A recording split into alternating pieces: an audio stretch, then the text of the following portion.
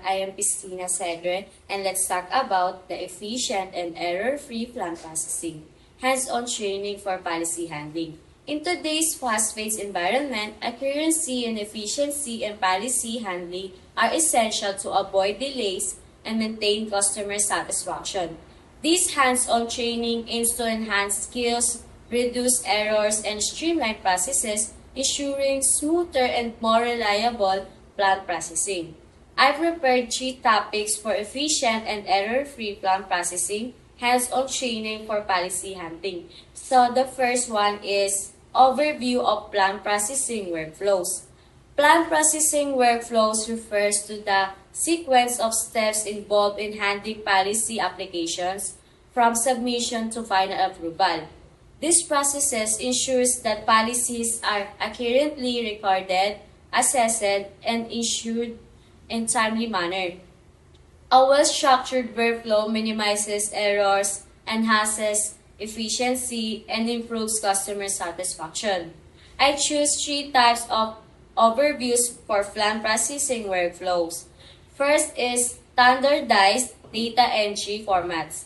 Ensures consistently in how information is recorded. For example, always use the YYY, MMMDD, or year, month, date format for dates to avoid confusion. Second is understanding end-to-end policy processing, application, submission, and data entry.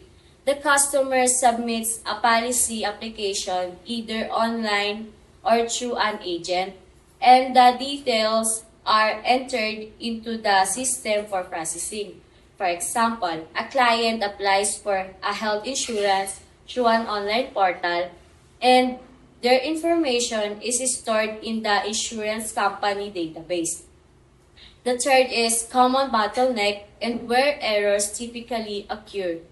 Data entry errors, inaccurate or incomplete information can be delay processing. For example, a misspelled name or incorrect data of birth in an application requires manual correction before approval. And the second topic is policy data entry best practices. Accurate data entry is crucial for ensuring smooth policy processing, minimizing errors, and reducing delays. Proper data input techniques help maintain data integrity and prevent issues that can affect underwriting, claims processing, and customer service.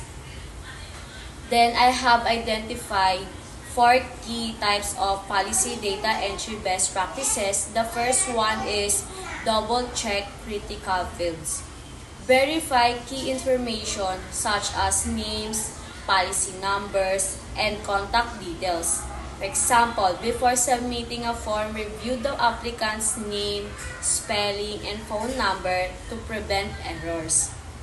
Second type is common data entry errors and how to avoid them. So, let's say the error is entering the same applicant twice under different variation of their name. The solution for that is use a unique identifier such as a policy number to prevent duplicates. The third type is omitted required fields. So the error for that is forgetting to enter a beneficiary name, leading to policy rejection. Solution for that is make critical fields mandatory in the system before submission. And the last types for policy data entry best practices is hands-on exercises with sample forms or systems. To reinforce best practices, hands-on exercises can be conducted. First is data validation exercise.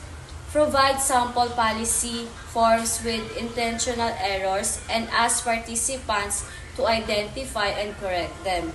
Second is live system training. Simulated data entry in a test environment to practice using validation tools. Last is error resolution scenarios. Present real-world case studies where incorrect data entry caused issue and discuss solutions.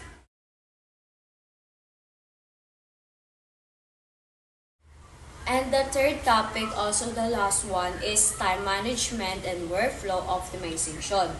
Effective time management and workflow optimization are essential in high-volume processing environments, such as insurance or policy administration. They help ensure tasks are completed efficiently, errors are minimized, and service level are maintained even under pressure.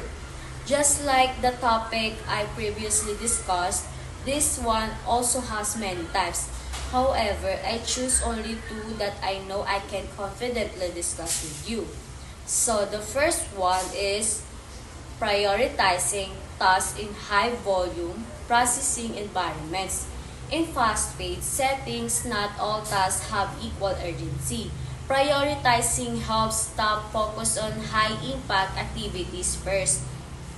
The technique is use priority levels, classify tasks as urgent, important, or low priority. For example, application nearing policies, deadlines should be handled before new submissions. And the last type of time management and workflow optimization that I prepared is using batch processing templates effectively. Batch processing and templates help streamline repetitive tasks and reduce manual errors.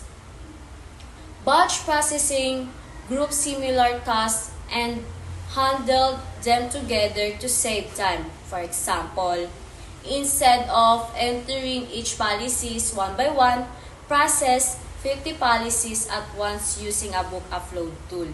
And that's all for efficient and error-free plan processing, hands-on training for policy handling. I hope you were able to learn and understand something from the topic I discussed. Thank you for watching.